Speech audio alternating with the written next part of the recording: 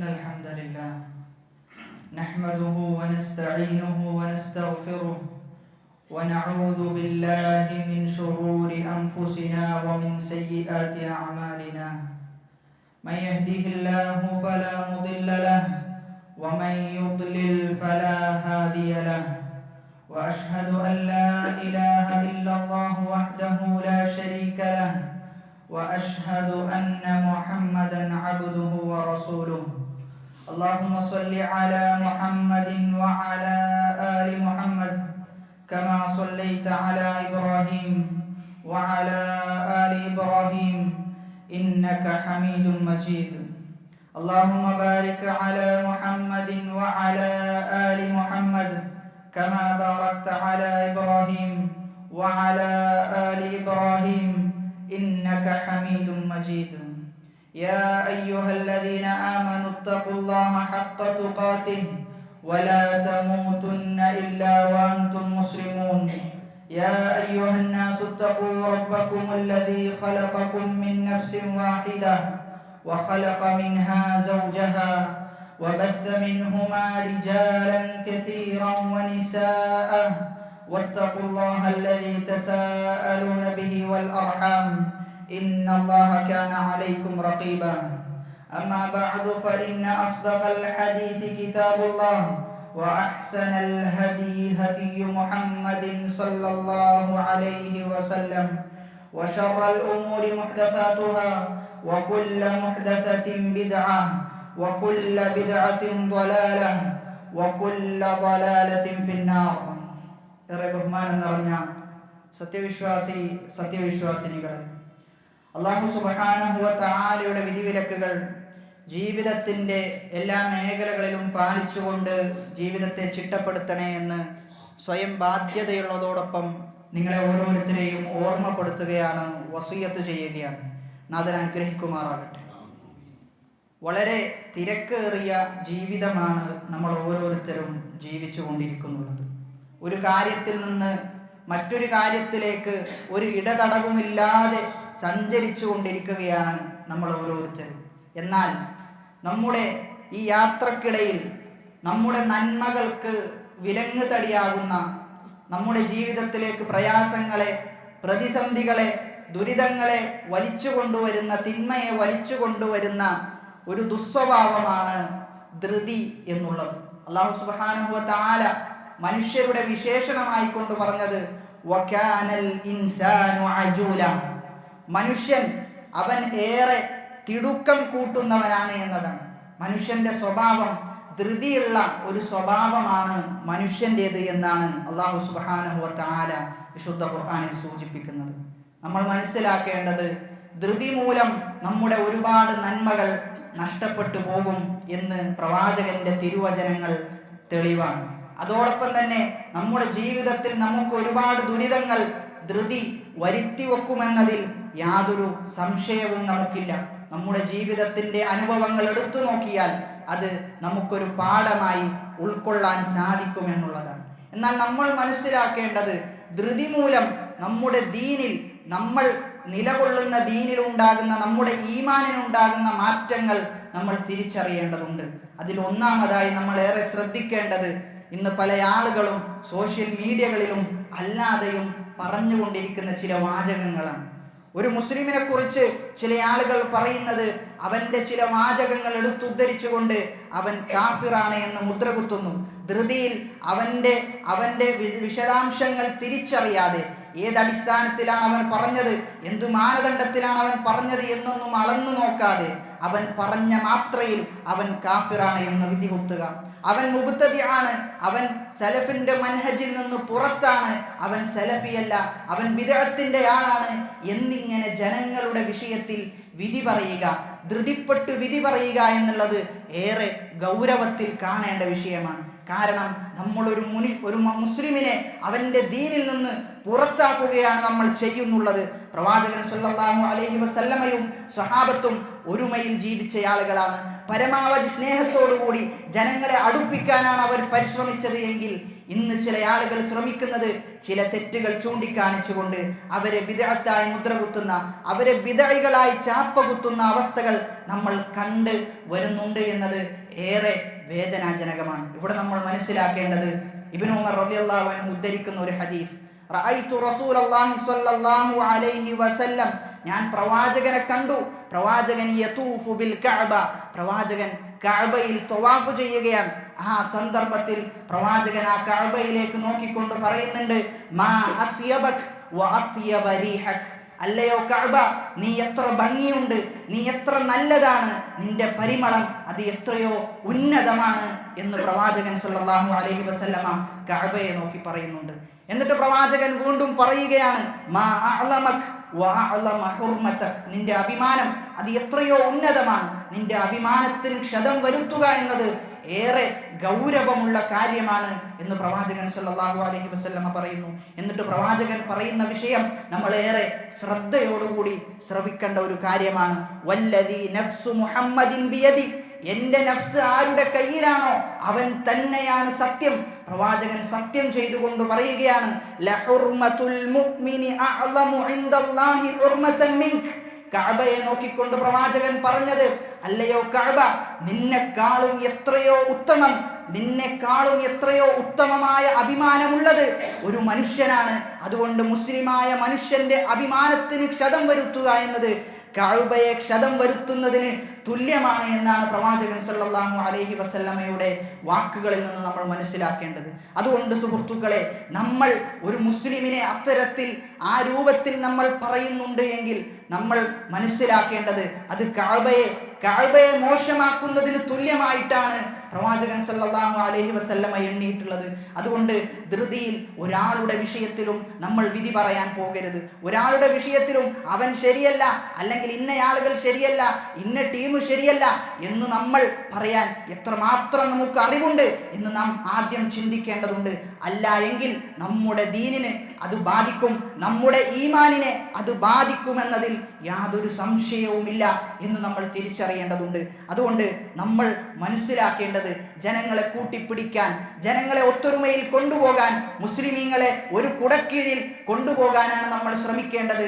അല്ലാതെ 2ഉം 3ഉം 4ഉം കക്ഷികളായി വേർതിരിഞ്ഞുകൊണ്ട് പരസ്പരം മല്ലടിക്കുന്ന അവസ്ഥയല്ല ഉണ്ടാകേണ്ടത് എന്ന് നമ്മൾ തിരിച്ചറിയേണ്ടതുണ്ട്. ഇമാം ഇബ്നുൽ ഖയ്യിം റഹിമഹുല്ലാ അദ്ദേഹം രേഖപ്പെടുത്തിയതായി നമുക്ക് കാണാൻ സാധിക്കും, അൽ കുഫ്റു ഹഖ്ഖുല്ലാഹി വ റസൂലിഹി ബിശ്ശർഇ യസ്ബുതു ലാ ബിഖൗലി ഫുലാനി. കുഫ്റും ഷിർക്കും, ഇന്നയാൾ കാഫിറാണ്, അല്ലെങ്കിൽ ഇന്നയാൾ ഫാസിക്കാണ്, തെമ്മാടിയാണ്, ബിദ്അയാണ് എന്നൊക്കെ പറയുന്നത് അത് വെറും വാക്കുകൊണ്ട് സ്ഥിരപ്പെടുകയില്ല. നേരെ മറിച്ച് അത് പ്രവാചകൻ സല്ലല്ലാഹു അലൈഹി വസല്ലമ നമുക്ക് കൊണ്ടുവന്ന ദീന് കൊണ്ട് മാത്രമേ സ്ഥിരപ്പെടുകയുള്ളൂ. ഒരാൾ നീ കാഫിറാണ് എന്ന് പറഞ്ഞതുകൊണ്ട് കാഫിറാവുകയില്ല. നേരെ മറിച്ച് അതിന് കൃത്യമായ തെളിവുകൾ വേണം, അതിന് കൃത്യമായ മാനദണ്ഡങ്ങൾ വേണം. അതുകൊണ്ട് സാധാരണക്കാരായ നമ്മെ സംബന്ധിച്ചിടത്തോളം ഒരിക്കലും അത്തരത്തിലുള്ള വിഷയത്തിൽ നമ്മൾ കടന്നു ചെല്ലേണ്ടതില്ല എന്ന് തന്നെയാണ് പണ്ഡിതന്മാർ നഖശികാന്തം അത്തരത്തിലുള്ള ആളുകളെ എതിർത്തതായും നമ്മൾ കാണാൻ സാധിക്കുന്നുണ്ട്. എന്നാൽ ഇങ്ങനെയുള്ള ആളുകളെ നമുക്ക് നമ്മുടെ സമൂഹത്തിൽ കാണുമ്പോൾ നമ്മൾ തിരിച്ചറിയേണ്ടത്, ഫുളൈൽ ഇബ്നു ഇയാദ് റഹിമഹുല്ലാ ഇങ്ങനെയുള്ള ആളുകളെ കുറിച്ച് പറഞ്ഞതായി നമുക്ക് കാണാൻ സാധിക്കും. ഇത്തരത്തിൽ ജനങ്ങളുടെ വിഷയത്തിൽ വിധി പറയുന്ന ആളുകൾ എന്താണ് അവരുടെ സ്വഭാവം? അവർ റിയാസത്തിനെ ഇഷ്ടപ്പെടുന്ന ആളുകളാണ്. സ്ഥാനമാനങ്ങളെ ഇഷ്ടപ്പെടുന്ന ഒരു വ്യക്തി അവൻ ജീവിതത്തിൽ എന്തും ചെയ്യാൻ തയ്യാറാകുമെന്നതാണ് ചരിത്രം നമുക്ക് സാക്ഷിയായിട്ടുള്ളത്.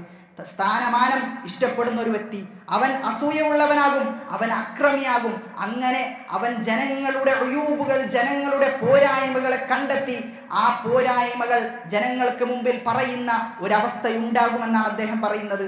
എത്രത്തോളം എന്നാൽ വകരിഹ അൻ യുദ്കറ അഹദുൻ ബിഖൈരിൻ, ഒരാളെ കുറിച്ച് പോലും ഖൈറ് പറയുന്നത് ഇഷ്ടപ്പെടാത്ത അവസ്ഥ ഉണ്ടാകുമെന്നാണ് പറഞ്ഞു വരുന്നത്.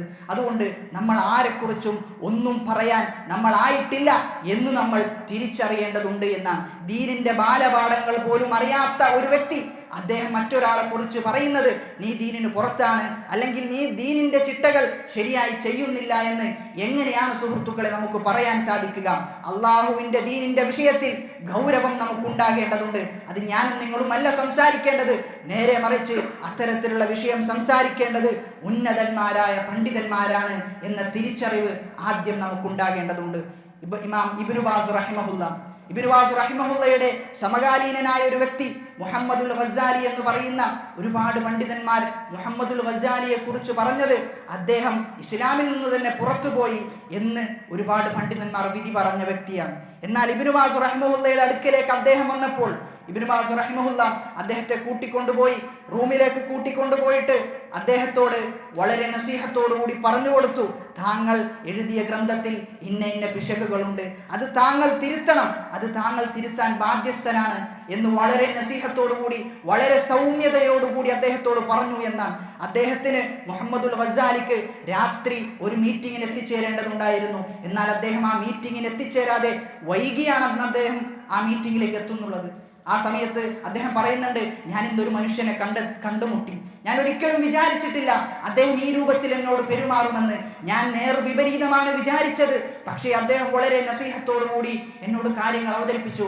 ഞാനത് തിരുത്താൻ ബാധ്യസ്ഥനാണ്, ഞാൻ തിരുത്തുമെന്ന് പറഞ്ഞുകൊണ്ടാണ് അദ്ദേഹം അവിടെ നിന്ന് പടിയിറങ്ങിയത്. നമ്മൾ മനസ്സിലാക്കേണ്ടത് അദ്ദേഹം ഇസ്ലാമിൽ നിന്ന് പുറത്താണ് എന്ന് പറഞ്ഞ വ്യക്തിയോട് പോലും ഇബ്നു ബാസ് റഹിമഹുല്ല പെരുമാറിയ രൂപം നമ്മൾ തിരിച്ചറിയേണ്ടതുണ്ട്. അതുകൊണ്ട് ചെറിയ ചെറിയ ചെറിയ തെറ്റുകൾ കാണുമ്പോൾ അതിനെ ഹൈലൈറ്റ് ചെയ്ത് അതിൻ്റെ ആളുകൾ ശരിയല്ല, അല്ലെങ്കിൽ അവൻ പുറത്താണ് എന്ന് പറയുന്നത് നമുക്ക് യോജിച്ചതല്ല എന്ന് നമ്മൾ തിരിച്ചറിയേണ്ടതുണ്ട്. എന്താണ് പണ്ഡിതന്മാർ പറഞ്ഞത്? ഒരു വ്യക്തി ഒരു വാക്ക് പറഞ്ഞാൽ നീ ശ്രദ്ധിക്കേണ്ടത് അവന് 70 ഒഴിവ് കഴിവുകൾ കണ്ടെത്തണമെന്നാണ്. ഒരുത്തൻ ഒരു വാക്ക് പറഞ്ഞു, ആ വാക്ക് പറഞ്ഞാൽ നമ്മൾ ശ്രദ്ധിക്കേണ്ടത് 70ഓളം ഒഴിവ് കഴിവുകൾ അവന് പറയണം, അവന് കണ്ടെത്തണം എന്നുള്ളതാണ്. അവൻ ചിലപ്പോൾ എന്തെങ്കിലും കാരണം ഉണ്ടായേക്കാം, ആ ഒരു അടിസ്ഥാനത്തിൽ പറഞ്ഞതായിരിക്കാം, അല്ലെങ്കിൽ അശ്രദ്ധയിൽ പറഞ്ഞതായേക്കാം, അല്ലെങ്കിൽ അവൻ്റെ ചെറിയ നാക്കുപിശകായേക്കാം ഉണ്ടായത് എന്നിങ്ങനെ ഉദിറുകൾ കണ്ടെത്താൻ നമ്മൾ തയ്യാറാകണമെന്നാണ്. അങ്ങനെ ഉദിറുകൾ കണ്ടെത്താൻ, ഒഴിവ് കഴിവുകൾ കണ്ടെത്താൻ നമുക്ക് സാധിക്കുന്നില്ല എങ്കിൽ നമ്മൾ മനസ്സിലാക്കേണ്ടത് നമ്മുടെ പോരായ്മ കൊണ്ടാണ്, നമ്മുടെ മനസ്സിന്റെ മോശത്തരം കൊണ്ടാണ് നമുക്ക് അങ്ങനെയുള്ള ഉദിറുകൾ കണ്ടെത്താൻ സാധിക്കാത്തത് എന്ന് നമ്മൾ തിരിച്ചറിയണമെന്നാണ്. അതുകൊണ്ട് സഹോദരങ്ങളെ, അല്ലാഹു സുബ്ഹാനഹു വ തആല പറഞ്ഞതുപോലെ വഅതസിമു ബിഹബ്ലില്ലാഹി ജമീഅ വലാ തഫറഖു, നിങ്ങൾ അല്ലാഹുവിന്റെ കിതാബും സുന്നത്തും നിങ്ങൾ മുറുകെ പിടിക്കണം, നിങ്ങൾ ഒരിക്കലും കക്ഷികളായി നിങ്ങൾ ഭിന്നിക്കരുത് എന്നാണ് അല്ലാഹു സുബ്ഹാനഹു വ തആല പറയുന്നത്. അതുകൊണ്ട് ഒരുമയിലാണ് വിജയം എന്ന് തിരിച്ചറിഞ്ഞുകൊണ്ട് ഒത്തൊരുമയോടുകൂടി ദഅവത്തിന്റെ മാർഗത്തിൽ മുന്നേറാൻ നമ്മൾ തയ്യാറാകേണ്ടതുണ്ട് എന്നതാണ് ഈ വിഷയത്തിൽ നമ്മൾ മനസ്സിലാക്കേണ്ടത്. ഒരുപാട് പണ്ഡിതന്മാർ ഈ വിഷയത്തിൽ, മുതിർന്ന പണ്ഡിതന്മാർ സൂചിപ്പിച്ചത്, തുടക്കക്കാരായ വിദ്യാർത്ഥികൾ ഇത്തരം വിഷയത്തിൽ ഒരിക്കലും ഇടപെടാൻ പാടില്ല എന്ന് തന്നെ അവർ പറഞ്ഞതായി കാണാൻ സാധിക്കും. എത്രത്തോളം എന്ന് പറഞ്ഞാൽ അംറുൻ ഖതീർ, വളരെ അപകടകരമായ വിഷയമാണ് ദീനിന്റെ വിഷയത്തിൽ ഇത്തരത്തിലുള്ള നിലപാടെടുക്കുക എന്നത്. അതുകൊണ്ട് ഫൽ വാജിബു അലൈഹിം ത്വലബുൽ ഇൽം, അവർ ശ്രദ്ധിക്കേണ്ടത്, അവർക്ക് നിർബന്ധമായത് അറിവ് തേടുക, അത് പഠിക്കുക, അത് ജീവിതത്തിൽ പ്രാവർത്തികമാക്കുക എന്നതാണ്. സുഹൃത്തുക്കളെ, നമ്മൾ ഒരാളെ കുറിച്ച് കുറ്റം പറയുമ്പോൾ, ഒരാളെ കുറിച്ച് മോശം പറയുമ്പോൾ, ഒരു സംഘത്തെ കുറിച്ച് മോശം പറയുമ്പോൾ നമ്മൾ ശ്രദ്ധിക്കേണ്ടത് അതിനു മാത്രം എൻ്റെ ജീവിതത്തിൽ എന്തുണ്ട് എന്ന് നമ്മൾ ആലോചിക്കേണ്ടതുണ്ട്. സലഫുകൾ ജീവിച്ചതുപോലെ നമുക്ക് ജീവിക്കാൻ സാധിക്കുന്നുണ്ടോ എന്ന് നമ്മൾ ആലോചിക്കേണ്ടതുണ്ട്. ഇസ്തിഗാസയുടെ വിഷയത്തിൽ, തവസ്സുലിന്റെ വിഷയത്തിൽ നമ്മൾ എതിർക്കേണ്ടതുപോലെ എതിർക്കേണ്ടതുണ്ട്. പക്ഷെ എതിർക്കുമ്പോൾ തന്നെ നമ്മൾ സലഫുകൾ ജീവിച്ചതുപോലെ നമ്മൾ ജീവിക്കേണ്ടതുണ്ട്. സുന്നത്ത് നോമ്പുകൾ നമ്മൾ എടുക്കേണ്ടതുണ്ട്. രാത്രി നിസ്കാരങ്ങൾ സജീവമാകേണ്ടതുണ്ട്. അതുകൊണ്ട് സലഫുകൾ ജീവിച്ചതുപോലെയാണോ എൻ്റെ ജീവിതം എന്ന് നമ്മൾ എപ്പോഴും തിരിച്ചറിയേണ്ടതുണ്ട്. അതുകൊണ്ട് നമ്മുടെ ജീവിതത്തിൽ തന്നെ ഒരുപാട് പോരായ്മകളുണ്ട്. പിന്നെ എങ്ങനെയാണ് മറ്റൊരുത്തൻ്റെ പോരായ്മകൾ അന്വേഷിച്ച് അതിനെ ജനങ്ങൾക്ക് മുമ്പിൽ പുറത്തു കാണിക്കാൻ ഒരു മുസ്ലിമിനെ സംബന്ധിച്ചിടത്തോളം ഒരിക്കലും തോന്നുകയില്ല എന്നുള്ളതാണ് യാഥാർത്ഥ്യം. അതുകൊണ്ട് ധൃതിപ്പെട്ടുകൊണ്ട് ഒരാളുടെ വിഷയത്തിലും നമ്മൾ യാതൊന്നും പറയാൻ പോകേണ്ടതില്ല എന്നതാണ് ഇസ്ലാമിൻ്റെ അടിസ്ഥാനം. അത് കൈകാര്യം ചെയ്യേണ്ടത് മഹത്തുക്കളായ ഉന്നതന്മാരായ പടുക്കളായ പണ്ഡിതന്മാരാണ് അത്തരം വിഷയങ്ങൾ കൈകാര്യം ചെയ്യേണ്ടത് എന്ന് നമ്മൾ തിരിച്ചറിയേണ്ടതുണ്ട്. രണ്ടാമത്തേത്, വാർത്തകൾ പ്രചരിപ്പിക്കുന്നിടത്ത് ചില ആളുകൾ അതിൻ്റെ നിജസ്ഥിതി അറിയാതെ ധൃതിയോടുകൂടി ഞാനായിരിക്കണം ആദ്യം ആ വാർത്ത പ്രചരിപ്പിക്കുന്നയാൾ എന്ന നിലക്ക് വാർത്ത പ്രചരിപ്പിക്കുന്ന ആളുകൾ വളരെ ഗൗരവത്തോടുകൂടി നമ്മൾ മനസ്സിലാക്കേണ്ട വിഷയമാണ്. പ്രവാചകൻ സല്ലല്ലാഹു അലൈഹി വസല്ലമ പറഞ്ഞു, കഫാ ബിൽ മർഇ കദിബൻ അൻ യുഹദ്ദിസ ബികുല്ലി മാ സമിഅ. കേട്ടതെല്ലാം പറയുക എന്നത് തന്നെ മതിയായതാണ് കളവായി തീരാൻ എന്നാണ്. കളവ് അവനെ നരകത്തിലേക്ക് എത്തിക്കും എന്നുള്ളതാണ് പ്രവാചകന്റെ അധ്യാപനം. അതുകൊണ്ട് കേട്ടതെല്ലാം പ്രചരിപ്പിക്കുക, വാർത്തയായി നമുക്ക് കിട്ടിയതെല്ലാം പ്രചരിപ്പിക്കുക. അതിൻ്റെ നിജസ്ഥിതി എന്താണ് അതിൻ്റെ പിന്നിലുള്ളത് എന്നൊന്നും വായിക്കാതെ എന്നൊന്നും അന്വേഷിക്കാതെ നമ്മൾ വാർത്തകൾ പ്രചരിപ്പിക്കുക എന്നത് ഒരു മുസ്ലിമിനെ സംബന്ധിച്ചിടത്തോളം യോജിച്ചതല്ല എന്ന് നമ്മൾ തിരിച്ചറിയേണ്ടതുണ്ട്. മൂന്നാമത്തെ വിഷയം, പ്രാർത്ഥിക്കുന്ന വേളയിലാണ്. നമ്മളെല്ലാ ആളുകളും പ്രാർത്ഥിക്കുന്ന ആളുകളാണ്. എന്നാൽ പ്രാർത്ഥിക്കുന്ന വേളയിൽ ഒരിക്കലും ധൃതിപ്പെടാതെയുള്ള പ്രാർത്ഥനയാണ് അല്ലാഹു സുബ്ഹാനഹു വ തആലക്ക് ഏറെ ഇഷ്ടമുള്ള പ്രാർത്ഥന എന്നാണ്. ധൃതിപ്പെടാതെ പ്രാർത്ഥിക്കുന്നെങ്കിൽ മാത്രമാണ് അവൻ ഉത്തരം ലഭിക്കുക എന്നാണ് പ്രവാചകൻ സല്ലല്ലാഹു അലൈഹി വസല്ലമ പറഞ്ഞു, യുസ്തജാബു ലി അഹദികും മാ ലം യഅജൽ. ധൃതിപ്പെടാത്ത കാലത്തോളം അവന്റെ പ്രാർത്ഥനക്ക് ഉത്തരം കിട്ടും എന്നാണ്. ഒരു മുസ്ലിമിനെ സംബന്ധിച്ചിടത്തോളം അവന്റെ ജീവിതത്തിലെ ആയുധമാണ് പ്രാർത്ഥന. ഏതവസ്ഥയിലും ഏത് പ്രതിസന്ധിയിലെത്തിയാലും പ്രാർത്ഥിക്കുന്ന ഒരാളെ സംബന്ധിച്ചിടത്തോളം അവന് മംഗളമുണ്ട്. അവന് അകപ്പെട്ടു പോയ ആ പ്രയാസത്തിൽ നിന്നുള്ള ഒരു ശുഭപ്രതീക്ഷ അവന് സാധിക്കുമെന്നതിൽ യാതൊരു സംശയവുമില്ല. പ്രാർത്ഥന കൊണ്ട് നമുക്ക് ഉയരങ്ങളിലേക്ക് എത്താൻ പറ്റും. പക്ഷെ പ്രാർത്ഥിക്കുന്ന വേളയിൽ ഞാൻ കുറെ കാലമായി പ്രാർത്ഥിക്കുന്നു, എനിക്ക് ഉത്തരം കിട്ടുന്നില്ലല്ലോ എന്നുള്ള ധൃതിപ്പെട്ടുള്ള വാക്കുകൾ നമ്മൾ ഒഴിവാക്കേണ്ടതുണ്ട്. അങ്ങനെ ധൃതിയോടുകൂടി എൻ്റെ പ്രാർത്ഥനയ്ക്ക് പെട്ടെന്ന് ഉത്തരം കിട്ടണം എന്നിങ്ങനെയുള്ള നിജസ്ഥിതി ശരിയല്ല. അങ്ങനെ വിചാരിക്കുന്ന ആളുകൾക്ക് അള്ളാഹു പ്രാർത്ഥനയ്ക്ക് ഉത്തരം നൽകുകയില്ല എന്നാണ് നമ്മൾ തിരിച്ചറിയേണ്ടത്. പക്ഷേ ഖേദകരമെന്ന് പറയട്ടെ, ഇന്ന് പ്രാർത്ഥിക്കുന്ന ആളുകൾ വളരെ ചുരുക്കം ആളുകളാണ്. എന്തെങ്കിലും പ്രയാസമുണ്ടാകുമ്പോൾ മാത്രം പ്രാർത്ഥിക്കുന്ന ആളുകൾ. അതിലുപരി ഇതൊരു ഇബാദത്താണ്, അള്ളാഹുവിലേക്ക് അടുക്കാൻ സാധിക്കുന്ന പുണ്യമായ കാര്യമാണ് എന്ന് തിരിച്ചറിഞ്ഞുകൊണ്ട് പ്രാർത്ഥിക്കാൻ നമ്മൾ തയ്യാറാകേണ്ടതുണ്ട്. എപ്പോഴും അള്ളാഹുവുമായിട്ടുള്ള ഒരു ബന്ധം ഒരു മനുഷ്യനുണ്ടാവുക പ്രാർത്ഥനയിലൂടെയാണ് എന്നാണ്. പ്രാർത്ഥനയിലൂടെ അള്ളാഹുവുമായിട്ടുള്ള ബന്ധം അത് അങ്ങേയറ്റത്തെ തലത്തിലേക്ക് എത്തുമെന്ന് പണ്ഡിതന്മാർ പറഞ്ഞതായി നമുക്ക് കാണാൻ സാധിക്കും. നമ്മൾ സാധാരണ പറയാറുണ്ട് അവൻ ആവശ്യത്തിന് വിളിക്കുന്നവനാണ് എന്ന്. എന്നാൽ സുഹൃത്തുക്കളെ, അള്ളാഹുവിൻ്റെ വിഷയത്തിൽ നമ്മൾ ആവശ്യത്തിൽ മാത്രമാണ് പ്രാർത്ഥിക്കുന്നത് എങ്കിൽ അള്ളാഹുവിനോട് എന്ത് സ്നേഹമാണ് നമുക്കുള്ളത് എന്ന് നമ്മൾ നമ്മോട് തന്നെ ചോദിക്കേണ്ടതുണ്ട് എന്നാണ് വസ്തുത. അതുകൊണ്ട് നിരന്തരമായി പ്രാർത്ഥിക്കുക. എന്താവശ്യമുണ്ടെങ്കിലും ആവശ്യമില്ലെങ്കിലും അല്ലാഹു സുബ്ഹാനഹു വ തആലയോട് ആഫിയത്തിനു വേണ്ടി, അറിവിനു വേണ്ടി, കുടുംബത്തിന്റെ ഭദ്രതയ്ക്ക് വേണ്ടി എന്നിങ്ങനെ ഒരുപാട് പ്രാർത്ഥനകൾ നമ്മൾ നിരന്തരമായി പ്രാർത്ഥിക്കേണ്ടതുണ്ട്. മണിയറയിലേക്ക് ചെല്ലുമ്പോൾ പോലും പ്രവാചകൻ സല്ലല്ലാഹു അലൈഹി വസല്ലമ പ്രാർത്ഥന പഠിപ്പിച്ചിട്ടുണ്ട്. അതുകൊണ്ട് മുസ്ലിമിന്റെ ജീവിതം പ്രാർത്ഥന നിർഭരമായ ജീവിതമായിരിക്കണമെന്നതിൽ യാതൊരു സംശയവുമില്ല.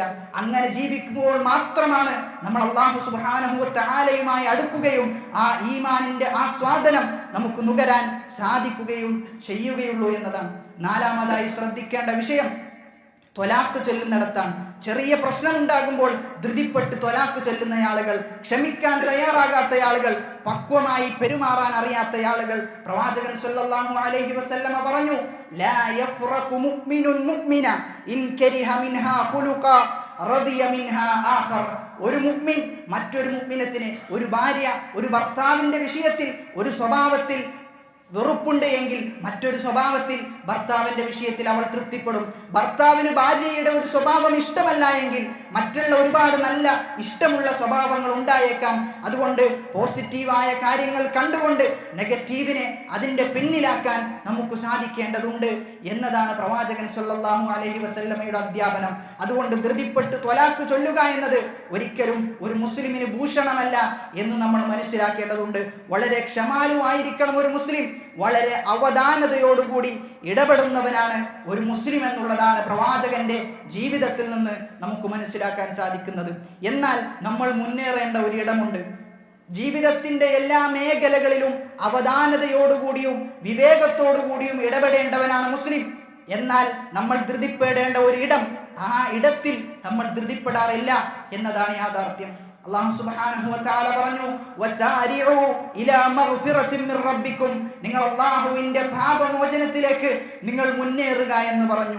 ഇവിടെ നമ്മൾ മനസ്സിലാക്കേണ്ടത്, നമ്മൾ മുന്നേറേണ്ടത് അല്ലാഹുവിന്റെ തൃപ്തിയുടെ വിഷയത്തിലാണ്, ഈമാനിന്റെ വിഷയത്തിലാണ്, ഇബാദത്തിന്റെ വിഷയത്തിൽ നമ്മൾ മുന്നേറേണ്ടതുണ്ട് എന്നാണ് അല്ലാഹു സുബ്ഹാനഹു വ തആല പറയുന്നുള്ളത്. മൂസാ നബി അലൈഹിസ്സലാത്തു വസ്സലാം ഗ്രന്ഥം വാങ്ങാൻ പോകുന്ന സമയത്ത് അദ്ദേഹം പറയുന്നുണ്ട്, വഅജിൽതു ഇലൈക റബ്ബി ലിതർല, റബ്ബേ ഞാൻ ധൃതിപ്പെട്ട് നിന്റെ അടുക്കലേക്ക് വന്നത് നിന്റെ തൃപ്തി ലഭിക്കാനാണ് റബ്ബേ എന്ന് പറഞ്ഞതായി നമുക്ക് കാണാൻ സാധിക്കും. പ്രവാചകൻ സല്ലല്ലാഹു അലൈഹി വസല്ലം പറയുന്നുണ്ട്, അത്തുദതു ഫീ കുല്ലി ഷൈ ഇല്ലാ ഫീ അമലിൽ ആഖിറ, എല്ലാ കാര്യത്തിലും ഒരു മുസ്ലിമിന് അവധാനത വേണം, എന്നാൽ ആഖിറത്തിന്റെ വിഷയത്തിൽ അവന് ധൃതിയാണ് വേണ്ടത്. എപ്പോഴാണ് അവൻ നനച്ചിരിക്കാതെ അവനിലേക്ക് മരണം കടന്നു വരിക എന്നാർക്കും അറിയില്ല. അതുകൊണ്ട് എപ്പോഴും ധൃതിപ്പെട്ട് നമ്മൾ മുന്നേറേണ്ടത് ഇബാദത്തിന്റെ വിഷയത്തിലാണ്. പിന്നെ നിസ്കരിക്കാം എന്നാണ് എങ്കിൽ നമ്മുടെ ചിന്ത, സുഹൃത്തുക്കളെ, പിന്നെ നിസ്കരിക്കാൻ നമുക്ക് തൗഫീഖുണ്ടോ ഇല്ലേ എന്ന് നമുക്കറിയില്ല. അതുകൊണ്ട് നിസ്കരിക്കാൻ തോന്നുന്ന സമയത്ത് ഉടനെ നിസ്കരിക്കുക എന്നുള്ളതാണ്. സ്വതക്ക കൊടുക്കാൻ തോന്നുന്ന സമയത്ത് ഉടനെ സ്വതക്ക കൊടുക്കുക എന്നതാണ്. അല്ല എങ്കിൽ ശൈത്താൻ നമ്മെ വസ്വാസം ഉണ്ടാക്കിക്കൊണ്ട് പിന്നെ സ്വതക്ക കൊടുക്കാത്ത, നിസ്കരിക്കാത്ത ഒരവസ്ഥയിലേക്ക് നമ്മൾ എത്തിപ്പെടും എന്ന് നമ്മൾ തിരിച്ചറിയേണ്ടതുണ്ട്. എന്നാൽ നമ്മൾ ഏത് വിഷയത്തിലാണ് ധൃതിപ്പെടാറുള്ളത് എന്ന് നമ്മൾ ആലോചിക്കേണ്ടതുണ്ട്. ജീവിതത്തിന്റെ ഒരുപാട് കാര്യങ്ങളിൽ നമ്മൾ ധൃതിപ്പെട്ട് മുന്നേറാറുണ്ട്. ഇബാദത്തിന്റെ വിഷയത്തിൽ അങ്ങനെയുള്ള ഒരു മുന്നേറ്റം നമ്മൾ ഉണ്ടാക്കിയിട്ടുണ്ടോ? ജീവിതത്തിന്റെ ഒരുപാട് വ്യവഹാരങ്ങളിൽ നമ്മൾ ഇടപെടുമ്പോൾ നമ്മൾ ഏറെ മുന്നേറിയത് ദുനിയാവിന്റെ വിഷയത്തിലാണ്. ദുനിയാവിന് വേണ്ടിയാണ് നമ്മൾ ലോകങ്ങൾ സഞ്ചരിച്ചതും യാത്രകൾ ചെയ്തതും എല്ലാം ദുനിയാവിന്റെ ആവശ്യങ്ങൾക്ക് വേണ്ടിയാണ് എന്നത് വലിയ യാഥാർത്ഥ്യമാണ്. അല്ലാഹു സുബ്ഹാനഹു വ തആല പറഞ്ഞു, ഹുവല്ലദീ ജഅല ലക്കുമുൽ അർദ ദലൂല ഫംശൂ ഫീ മനാകിബിഹാ. അല്ലാഹു പറഞ്ഞത് ദുനിയാവിലൂടെ നിങ്ങൾ നടക്കണമെന്നാണ്. ദുനിയാവിന്റെ റിസ്ക് തേടി നിങ്ങൾ ഫംശു, നടക്കുക എന്നുള്ള പ്രയോഗമാണ് അല്ലാഹു പ്രയോഗിച്ചത്. എന്നാൽ നമ്മൾ രാജ്യങ്ങൾ ഭേദിച്ചുകൊണ്ട് ചൊല്ലുന്നത് ദുനിയാവിന്റെ സ്ഥിരതയ്ക്ക് വേണ്ടിയാണ്, ആഖിറത്തിന്റെ സ്ഥിരതയ്ക്ക് വേണ്ടി നമ്മൾ ധൃതിപ്പെട്ടിട്ടുണ്ടോ? ഇൽമിനു വേണ്ടി, ഒരു ക്ലാസ് കേൾക്കാൻ വേണ്ടി നമ്മൾ ധൃതിപ്പെട്ടിട്ടുണ്ടോ എന്ന് നമ്മൾ ആലോചിക്കേണ്ടതുണ്ട്. അതുകൊണ്ട് നമ്മൾ മനസ്സിലാക്കേണ്ടത്, നമ്മുടെ മുൻഗാമികളായ സലഫുകൾ അവർ ധൃതിപ്പെട്ടത് അറിവിന് വേണ്ടിയാണ്, അള്ളാഹുവിന്റെ തൃപ്തിക്ക് വേണ്ടിയാണ്. ഇമാം ബുഖാരി റഹ്മഹുല്ല ഇറാഖിലേക്കും ഈജിപ്തിലേക്കും വാസത്തിലേക്കും സഞ്ചരിച്ചത് അറിവിന് വേണ്ടിയായിരുന്നു എന്നാണ് ചരിത്രം രേഖപ്പെടുത്തിയത്. എന്നാൽ ഇമാം ബുഖാരി റഹ്മഹുല്ലക്കുള്ള ചരിത്രം പോലെ നമുക്ക് എന്തുണ്ട് പറയാൻ? ഞാൻ ഇന്നടത്തേക്ക് പോയത് അള്ളാഹുവിന്റെ തൃപ്തിക്ക് വേണ്ടിയാണ്, ഞാൻ ഇന്ന സ്ഥലത്തേക്ക് പോയത് അള്ളാഹുവിന്റെ തൃപ്തിക്ക് വേണ്ടിയാണ്, ഞാൻ ധൃതിപ്പെട്ടിട്ടുണ്ട് എൻ്റെ ജീവിതത്തിൽ എന്ന് നമുക്ക് പറയാൻ സാധിക്കുമോ സുഹൃത്തുക്കളെ? അതുകൊണ്ട് നമ്മൾ മനസ്സിലാക്കേണ്ടത്, സഹാബത്ത് പോയ സ്വർഗത്തിലേക്ക്, താബിഉകൾ പോയ സ്വർഗത്തിലേക്ക്, അതേ സ്വർഗത്തിലേക്കാണ് നമുക്കും പോകാറുള്ളത്. അതുകൊണ്ട് എന്തുണ്ട് നമ്മുടെ കയ്യിൽ എന്ന് നമ്മൾ നിത്യവും ആലോചിക്കേണ്ടതുണ്ട് എന്നതാണ് വസ്തുത. പ്രവാചകന്റെ സ്വഹാബത്തിനെ സംബന്ധിച്ചിടത്തോളം അവർ എല്ലാ വിഷയത്തിലും, ആഖിറത്തിന്റെ എല്ലാ വിഷയത്തിലും അവർ വേഗതയുള്ളവരായിരുന്നു. എന്നാൽ ദുനിയാവിന്റെ വിഷയം വരുമ്പോൾ വളരെ അവധാനതയോടുകൂടിയാണ്, വളരെ വിവേകത്തോടുകൂടിയാണ് അവർ കാര്യങ്ങൾ നിർവഹിക്കാറുള്ളത് എന്ന് പ്രവാചകൻ സല്ലല്ലാഹു അലൈഹി വസല്ലമയുടെ അടുക്കലേക്ക് ഒരിക്കൽ ഒരു സ്വഹാബിയും അദ്ദേഹത്തിന്റെ ഒരു സമുദായവും ദൂരദിക്കിൽ നിന്ന് പ്രവാചകന്റെ അടുക്കലേക്ക് വരികയാണ്. അങ്ങനെ മദീനയിലേക്ക് എത്തി. പ്രവാചകനെ കണ്ട മാത്ര തന്നെ അദ്ദേഹത്തിന്റെ കൂടെ ഉണ്ടായിരുന്ന അൽ അഷജ് അബ്ദുൽ ഖൈസ് എന്ന സ്വഹാബി വര്യന്റെ കൂടെ ഉണ്ടായിരുന്ന ആളുകൾ അവർ ധൃതിപ്പെട്ടുകൊണ്ട് പ്രവാചകന്റെ അടുക്കലേക്ക് പോയി. പ്രവാചകനെ കെട്ടിപ്പിടിച്ചു. എന്നാൽ അഷജ് എന്ന് പറയുന്ന വ്യക്തി, അദ്ദേഹം വളരെ അവധാനതയോടുകൂടി, അദ്ദേഹം വളരെ പതുക്കെ അദ്ദേഹത്തിന്റെ യാത്രാമുഷിപ്പൊക്കെ മാറ്റി അദ്ദേഹം പ്രവാചകൻ സല്ലല്ലാഹു അലൈഹി വസല്ലമയുടെ അടുക്കലേക്ക് ചെന്നു എന്നാണ്. പ്രവാചകൻ സല്ലല്ലാഹു അലൈഹി വസല്ലമ അദ്ദേഹത്തെ നോക്കി പറഞ്ഞത്, അഷജ്, താങ്കൾക്ക് രണ്ട് സ്വഭാവമുണ്ട്. യുഹിബ്ബുഹുമല്ലാഹ്, അല്ലാഹു ഏറെ ഇഷ്ടപ്പെടുന്ന രണ്ട് സ്വഭാവം താങ്കൾക്കുണ്ട്. ഒന്ന് അൽ ഹിൽമു വൽ അനാത്ത്, ഒന്ന് അവധാനതയാണ്, മറ്റൊന്ന് വിവേകമാണ് താങ്കൾക്കുള്ളത് എന്നാണ്. കാരണം അഷജ് യാത്ര കഴിഞ്ഞു, യാത്രാമുഷിപ്പൊക്കെ മാറ്റി വളരെ സാവധാനത്തോടു കൂടിയാണ് പ്രവാചകനെ കാണാൻ ചെന്നത്. എന്നാൽ അദ്ദേഹത്തിന്റെ കൂടെ ഉണ്ടായ അനുയായികൾ ധൃതിപ്പെട്ടുകൊണ്ട്, പ്രവാചകനോടുള്ള സ്നേഹം കൊണ്ട് അവർ ധൃതിപ്പെട്ട് മുന്നേറി. എന്നാൽ അഷജ് വളരെ അവധാനതയോടുകൂടിയാണ് പോയത് എന്നാണ്. അതുകൊണ്ട് ദുനിയാവിൻ്റെ എല്ലാ വിഷയത്തിലും നമുക്ക് അവധാനത കാത്തു സൂക്ഷിക്കാൻ നമുക്ക് സാധിക്കേണ്ടതുണ്ട് എന്നാണ് ഈ പറഞ്ഞ ചരിത്ര സംഭവങ്ങൾ നമുക്ക് രേഖപ്പെടുത്തി തരുന്നത്. പ്രവാചകൻ സല്ലല്ലാഹു അലൈഹി വസല്ലമയുടെ സ്വഭാവം വളരെ വിവേകപൂർണമായ സ്വഭാവമായിരുന്നു. പ്രവാചകൻ ഒരിക്കലും കയർത്ത് സംസാരിക്കുന്ന, അനാവശ്യമായി ദേഷ്യപ്പെടുന്ന ഒരു സ്വഭാവമായിരുന്നില്ല പ്രവാചകൻ്റേത് എന്നാണ് ചരിത്രം നമുക്ക് ബോധ്യപ്പെടുത്തി തരുന്നത്. ഒരു യഹൂദിയായ വ്യക്തി പ്രവാചകൻ സല്ലല്ലാഹു അലൈഹി വസല്ലമക്ക് എത്ര വിവേകമുണ്ട് എന്ന് അളക്കി നോക്കാമെന്ന് പറഞ്ഞുകൊണ്ട് പ്രവാചകന്റെ വിവേകത്തെ പരീക്ഷിച്ചു നോക്കാൻ അദ്ദേഹം പ്രവാചകന്റെ അടുക്കലേക്ക് ചൊല്ലുകയാണ്. ആ സമയത്ത് പ്രവാചകന്റെ അടുക്കൽ കുറച്ച് സ്വഹാബികളുണ്ട്. ആ സ്വഹാബികളെ സംബന്ധിച്ചിടത്തോളം ഭക്ഷണമില്ലാതെ പ്രവാചകന്റെ അടുക്കലേക്ക് വേവലാതി പറയാൻ വന്ന ആളുകളാണ്. പ്രവാചകരെ, ഞങ്ങളുടെ അടുക്കൽ തിന്നാൻ യാതൊരു ഭക്ഷണവുമില്ല എന്നുള്ള വാർത്തയുമായിട്ടാണ് പ്രവാചകന്റെ അടുക്കലേക്ക് അവർ വന്നിട്ടുള്ളത്. ആ സമയത്ത് ഈ യഹൂദിയായ വ്യക്തി അവിടെയുണ്ട്. അദ്ദേഹം പറഞ്ഞു, പ്രവാചകരെ, ഞാൻ നിങ്ങൾക്ക് കടം തരാം. നിങ്ങൾ ഈ കടം കൊണ്ട് ഈ കടം ഇവർക്ക് കൊടുക്കുകയും എന്നിട്ട് എനിക്ക് പിന്നീട് കുറച്ചു ദിവസങ്ങൾക്ക് ശേഷം തന്നാൽ മതി എന്ന് പ്രവാചകനോട് കരാറിൽ ഏർപ്പെട്ടു. അങ്ങനെ പ്രവാചകൻ അദ്ദേഹം തന്ന ഈത്തപ്പഴം കടമായി സ്വീകരിച്ച് സ്വഹാബത്തിന് തിന്നാൻ കൊടുത്തു. പിറ്റേ ദിവസം പ്രവാചകൻ സ്വഹാബികളും അവർ ജനാസ കഴിഞ്ഞ് തിരിച്ചു വരുന്ന വേളയിൽ ഈ യഹൂദിയായ വ്യക്തി അദ്ദേഹം പ്രവാചകന്റെ കോളറിലേക്ക് പിടിച്ചുകൊണ്ട് 4-5 ദിവസം കഴിഞ്ഞു വരാമെന്ന് പറഞ്ഞ യഹൂദി പിറ്റേ ദിവസം തന്നെ വന്നുകൊണ്ട് പ്രവാചകന്റെ കോളറിൽ പിടിച്ച് അദ്ദേഹം പറഞ്ഞു, അബ്ദുൽ മുത്തലിബിന്റെ മക്കളൊക്കെ ഇങ്ങനെ തന്നെയാണ്. കടം ചോദിച്ചാൽ നാളെ തരാം, പിന്നെ തരാം എന്നിങ്ങനെ പറഞ്ഞ് ഡേറ്റ് നീട്ടുന്ന ആളുകളാണ് പ്രവാചകൻ സല്ലല്ലാഹു അലൈഹി വസല്ലം എന്ന് പ്രവാചകന്റെ മുമ്പിൽ പറഞ്ഞു. ഉമർ ഇബ്നുൽ ഖത്താബ് റളിയല്ലാഹു അൻഹുവിനെ സംബന്ധിച്ചിടത്തോളം അത് പിടിച്ചില്ല. ഉമർ ഇബ്നുൽ ഖത്താബ് റളിയല്ലാഹു അൻഹു വാളൂരി അദ്ദേഹത്തെ വെട്ടണോ എന്ന് പ്രവാചകനോട് ചോദിച്ചു എന്നാണ്. പ്രവാചകൻ വളരെ വിവേകപൂർണമായി, പ്രവാചകൻ ദേഷ്യപ്പെട്ടില്ല. ദേഷ്യപ്പെടേണ്ട ഇടമായിട്ടുകൂടി പ്രവാചകനൊന്നും മിണ്ടിയില്ല. പ്രവാചകൻ കുറച്ചു കഴിഞ്ഞ് അദ്ദേഹത്തോട് പറഞ്ഞു, കടം താങ്കൾക്ക് ചോദിക്കാം, പക്ഷെ ചോദിക്കുകയാണെങ്കിൽ വളരെ മാന്യതയോടുകൂടി താങ്കൾ ചോദിക്കേണ്ടതുണ്ട് എന്നാണ്. എന്നിട്ട് ഉമർ ഇബ്നുൽ ഖത്താബ് റളിയല്ലാഹു അൻഹുവിനോട് പ്രവാചകൻ പറഞ്ഞു, നീ അദ്ദേഹത്തിന്റെ കടം വീട്ട് അദ്ദേഹത്തിന് കുറച്ചധികം നീ നൽകണമെന്നും പറഞ്ഞു. അങ്ങനെ ഉമർ റളിയല്ലാഹു അൻഹു അദ്ദേഹത്തിന്റെ കടം വീട്ടി അദ്ദേഹത്തിന് കുറച്ചധികം നൽകി. അപ്പോൾ ആ യഹൂദിയായ വ്യക്തി തിരിച്ചു ചോദിക്കുന്നുണ്ട്, അല്ല, ഞാൻ ഇത്രയൊന്നും പ്രവാചകന് നൽകിയിട്ടില്ല, പിന്നെ എന്തിനാണ് എനിക്ക് ഇത്രയും തിരിച്ചു തന്നത് എന്ന് ചോദിച്ച വേളയിൽ അള്ളാഹുവിന്റെ റസൂല് പറഞ്ഞതാണ് താങ്കൾക്ക് ഇത്ര തരണമെന്നുള്ളത്, അതുകൊണ്ട് ഞാൻ തന്നു, ഞാൻ പെരുമാറിയത് ശരിയായിട്ടില്ല കേട്ടോ എന്ന് യഹൂദിയോട് ഉമർ ഇബ്നുൽ ഖത്താബ് റളിയല്ലാഹു അൻഹു പറഞ്ഞു. ഈ പ്രവാചകന്റെ വിവേകപൂർണമായ ഇടപെടലുകൾ കണ്ട ഈ വ്യക്തി ഇസ്ലാമിലേക്ക് വന്നു എന്നാണ്. ഇസ്ലാമിലേക്ക് വന്നു എന്ന് മാത്രമല്ല, അദ്ദേഹം മദീനയിലെ ഏറ്റവും വലിയ സമ്പന്നനായിരുന്നു.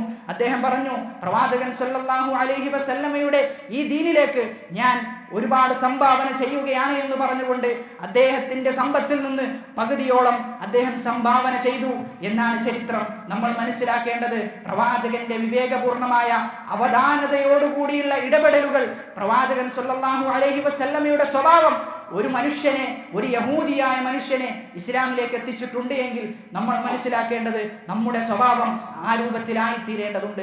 നമ്മുടെ സ്വഭാവം കാണുന്നതോടുകൂടി നമ്മിൽ നിന്ന് അകന്നു പോകുന്ന അവസ്ഥ ഒരിക്കലും ഉണ്ടാകരുത്. അങ്ങനെ ഉണ്ടാവുകയില്ല എന്ന് നമ്മൾ ഉറപ്പുവരുത്തേണ്ടതുണ്ട് എന്നാണ് സൂചിപ്പിച്ചു വന്നത്.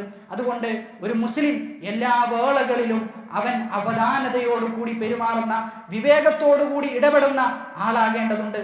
അവൻ ധൃതിപ്പെടേണ്ടത് അവന്റെ ആഖിറത്തിന്റെ വിഷയത്തിൽ മാത്രമാണ്. നമ്മൾ ഒരുപാട് പിന്നിലാണ് ആഖിറത്തിന്റെ വിഷയത്തിൽ എന്ന് തിരിച്ചറിഞ്ഞുകൊണ്ട് മുന്നേറാൻ നമ്മൾ പരിശ്രമിക്കേണ്ടതുണ്ട്. അല്ലാഹു സുബ്ഹാനഹു വ തആല അത്തരത്തിൽ പരിശ്രമിക്കുന്ന ആളുകളുടെ കൂട്ടത്തിൽ നമ്മെ ഓരോരുത്തരെയും ഉൾപ്പെടുത്തി അനുഗ്രഹിക്കുമാറാകട്ടെ.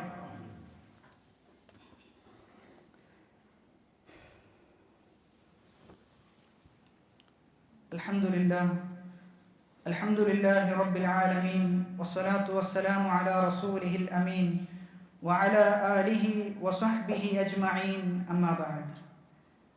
ഒരു മുസ്ലിം അവനെപ്പോഴും അവധാനതയോടുകൂടിയുള്ളവനാകണം എന്നാണ് സൂചിപ്പിച്ചു വന്നത്. ധൃതി ആഖിറത്തിന്റെ വിഷയത്തിലാകണം എന്നും പറഞ്ഞു വച്ചിട്ടുണ്ട്.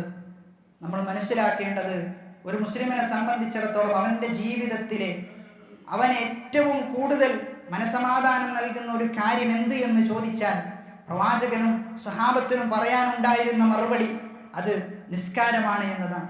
എന്നാൽ നമുക്ക് ആ ഒരു മറുപടി പറയാൻ സാധിക്കുമോ എന്ന് നമ്മൾ തിരിച്ചറിയേണ്ടതുണ്ട്. പ്രവാചകനെ സംബന്ധിച്ചിടത്തോളം ഒരു പ്രയാസം ബാധിച്ചാൽ പ്രവാചകൻ സല്ലല്ലാഹു അലൈഹി വസല്ലം നിസ്കരിക്കാൻ പുറപ്പെടുമെന്നാണ്. കാരണം പ്രവാചകൻ ആനന്ദമുണ്ടായിരുന്നത് നിസ്കാരത്തിലാണ്. ആയിഷ റളിയല്ലാഹു അൻഹ പറഞ്ഞു, ബാങ്ക് കേട്ടാൽ പ്രവാചകൻ എന്തൊരു ജോലിയിലാണോ ഉള്ളത് അതെല്ലാം ഒഴിവാക്കിക്കൊണ്ട് പ്രവാചകൻ നിസ്കാരത്തിലേക്ക് പോകാറുണ്ടായിരുന്നു എന്നാണ്. അതേ പടിയാണ് പ്രവാചകന്റെ സ്വഹാബത്ത് എന്നും നമ്മൾ തിരിച്ചറിയേണ്ടതുണ്ട്. എന്നാൽ നിസ്കാരത്തിന്റെ വിഷയത്തിൽ ചില ആളുകൾക്ക് വല്ലാത്ത ധൃതിയാണ്. അവധാനതയോടുകൂടി നിസ്കരിക്കുന്ന അവസ്ഥ ചില ആളുകളിൽ കണ്ടുവരാറില്ല എന്നാണ് നമുക്ക് മനസ്സിലാകുന്നത്. പ്രവാചകൻ സല്ലല്ലാഹു അലൈഹി വസല്ലമ നിസ്കാരത്തിന്റെ വിഷയത്തിൽ പറഞ്ഞത്, അവൻ നിസ്കാരത്തിൽ പാരായണം ചെയ്യുന്നിടത്ത് ആയത്തുകൾ നിർത്തി നിർത്തി പാരായണം ചെയ്യണമെന്നാണ് പ്രവാചകൻ സല്ലല്ലാഹു അലൈഹി വസല്ലമ പറഞ്ഞത്. പ്രവാചകന്റെ ഭാര്യമാരിൽ ഒരാൾ പ്രവാചകന്റെ ഫാത്തിഹയെ കുറിച്ച്, പ്രവാചകൻ നിസ്കരിക്കുന്ന സമയത്ത് എങ്ങനെയാണ് സൂറത്തുകൾ പാരായണം ചെയ്യാറുണ്ടായിരുന്നത് എന്നതിനെ കുറിച്ച് പറഞ്ഞത്, യഖ്റഉ, പ്രവാചകൻ ആയത്തുകൾ യഖ്തഉ ആയത്തൻ ആയത്തൻ, ഓരോ ആയത്തും പ്രവാചകൻ നിർത്തി നിർത്തിയാണ് പാരായണം ചെയ്യാറുണ്ടായിരുന്നത് എന്നാണ്. അതായത് അൽഹംദുലില്ലാഹി റബ്ബിൽ ആലമീൻ എന്നവിടെ നിർത്തി പിന്നെ അർ റഹ്മാനിർ റഹീം എന്നുള്ള രൂപത്തിലായിരുന്നു പ്രവാചകന്റെ പാരായണം. കൂട്ടി ഓതുക എന്നത് ഉത്തമമായതല്ല. നേരെ മറിച്ച് നിർത്തി നിർത്തി വളരെ അവധാനതയോടുകൂടി അതിൻ്റെ അർത്ഥങ്ങൾ മനസ്സിലാക്കി അതിൻ്റെ ആശയ തലങ്ങളിലേക്ക് എത്തിച്ചേർന്നുകൊണ്ടുള്ള നിസ്കാരമാണ് പ്രവാചകൻ സല്ലല്ലാഹു അലൈഹി വസല്ലമ പ്രോത്സാഹിപ്പിച്ചിട്ടുള്ളത്. രണ്ടാമത്തെ ചില ആളുകൾ ധൃതിപ്പെടുന്നത് ഹുവ അദ്മു ഇത്മാമിർ റുകൂഇ വസുജൂദ്, റുകൂഉം സുജൂദും പൂർത്തിയായി ചെയ്യാതിരിക്കുക. റുകൂഇലേക്ക് എത്തുമ്പോൾ തന്നെ നേരെ ഉയർന്ന് ഇഅ്തിദാലിലേക്ക് നിൽക്കുന്ന അവസ്ഥ ഒരിക്കലും അത് ശരിയല്ല.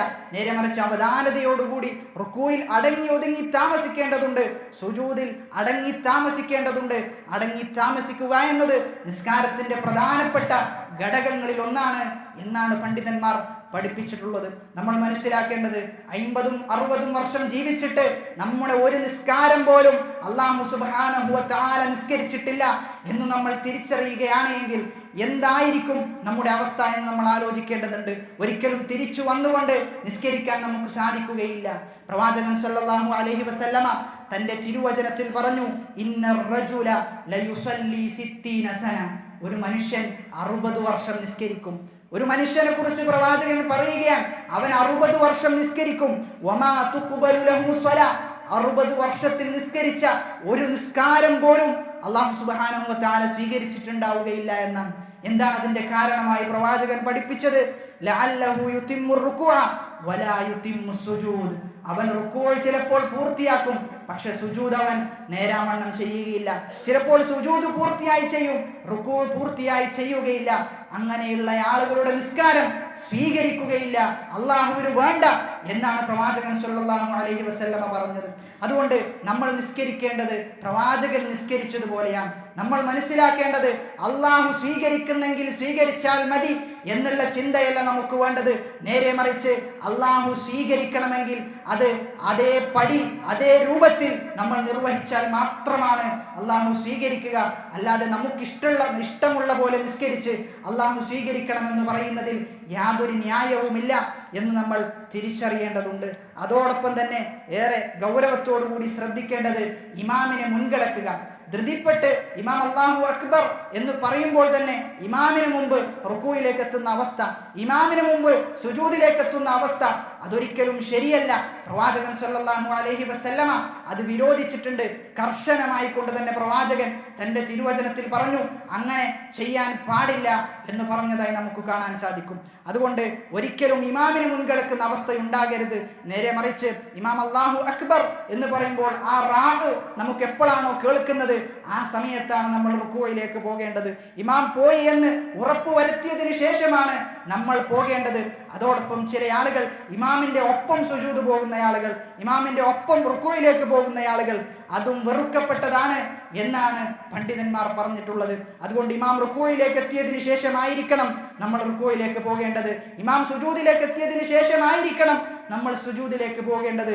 അതുകൊണ്ട് പറഞ്ഞു വന്നത്, ധൃതി അത് നമ്മുടെ ജീവിതത്തിൽ ഒരുപാട് തിന്മകൾക്ക് കാരണമാകും, നമ്മുടെ നന്മകളെ അത് നിഷ്ഫലമാക്കും എന്നാണ് പറഞ്ഞു വെച്ചത്. അല്ലാഹു സുബ്ഹാനഹു വ തആല കാര്യം കൃത്യമായി ഗ്രഹിക്കാനുള്ള തൗഫീഖ് നൽകി അനുഗ്രഹിക്കുമാറാകട്ടെ. റമദാനിന് ശേഷം ഇവിടെ മദ്രസ ആരംഭിക്കുന്നുണ്ട്. ഈ പള്ളിയുടെ പിന്നിൽ മദ്രസയുമായി ബന്ധപ്പെട്ടുള്ള ആള് ഇരുന്നിട്ടുണ്ടാവും. രജിസ്റ്റർ ചെയ്യേണ്ട ആളുകൾക്ക് രജിസ്റ്റർ ചെയ്യാം. മദ്രസയുടെ പ്രാധാന്യം സൂചിപ്പിക്കേണ്ടതില്ലാത്ത വിധം ഓരോ ആളുകൾക്കും അറിയുന്നതാണ്. നമ്മുടെ മക്കൾ അത് അമാനത്താണ്. മക്കളുടെ വിഷയത്തിൽ അവർക്ക് ദീന് പഠിപ്പിക്കാൻ നമ്മൾ തയ്യാറായിട്ടില്ല എങ്കിൽ പ്രവാചകൻ പറഞ്ഞത്, അവൻ സ്വർഗത്തിന്റെ പരിമളം എന്ന് പറയുന്നത് വളരെ ദൂരദിക്കിലേക്ക് എത്തുന്ന ആ പരിമളം പോലും മണക്കാൻ, അവനെ ആസ്വദിക്കാൻ സാധിക്കുകയില്ല എന്നാണ് പ്രവാചകൻ പറഞ്ഞത്. അതുകൊണ്ട് മദ്രസയുടെ കാര്യം വളരെ ഗൗരവത്തോടു കൂടി തന്നെ എടുക്കണം എന്നാണ് സൂചിപ്പിക്കാനുള്ളത്. അല്ലാഹു സുബ്ഹാനഹു വ തആല അവൻ്റെ ഏറെ ഇഷ്ടപ്പെട്ട ദാസന്മാരുടെ കൂട്ടത്തിൽ നമ്മെ ഓരോരുത്തരെയും ഉൾപ്പെടുത്തി അനുഗ്രഹിക്കുമാറാകട്ടെ. നമ്മിൽ നിന്ന് വന്നുപോയ ചെറുതും വലുതുമായ എല്ലാ പാപങ്ങൾ അല്ലാഹു സുബ്ഹാനഹു വ തആല പുറത്തു മാപ്പാക്കി നൽകുമാറാകട്ടെ. അള്ളാഹുവിനെ എല്ലാ മാർഗത്തിലും സൂക്ഷിച്ച് ജീവിക്കുന്ന, രഹസ്യത്തിലും പരസ്യത്തിലും എല്ലാ മേഖലകളിലും അള്ളാഹുവിന്റെ വിധിവിലക്കുകളെ കാത്തു സൂക്ഷിക്കുന്ന അവന്റെ യഥാർത്ഥ മുത്തഖീങ്ങളായ അടിമകളുടെ കൂട്ടത്തിൽ നമ്മെ ഓരോരുത്തരെയും ഉൾപ്പെടുത്തി അനുഗ്രഹിക്കുമാറാകട്ടെ. നമ്മിൽ രോഗം കൊണ്ട് പ്രയാസപ്പെടുന്ന ഒരുപാട് ആളുകളുണ്ട്. അല്ലാഹു സുബ്ഹാനഹു വ തആല അവർക്ക് പൂർണ്ണ ശിഫ നൽകി പ്രദാനം ചെയ്യുമാറാകട്ടെ. നമുക്ക് പൂർണ്ണ ആരോഗ്യവും അല്ലാഹു സുബ്ഹാനഹു വ തആല പ്രദാനം ചെയ്യുമാറാകട്ടെ. ربنا آتنا في الدنيا حسنة وفي الآخرة حسنة وقنا عذاب النار. ربنا تقبل منا إنك أنت السميع العليم وتب علينا إنك أنت التواب الرحيم. آمين آمين برحمتك يا أرحم الراحمين.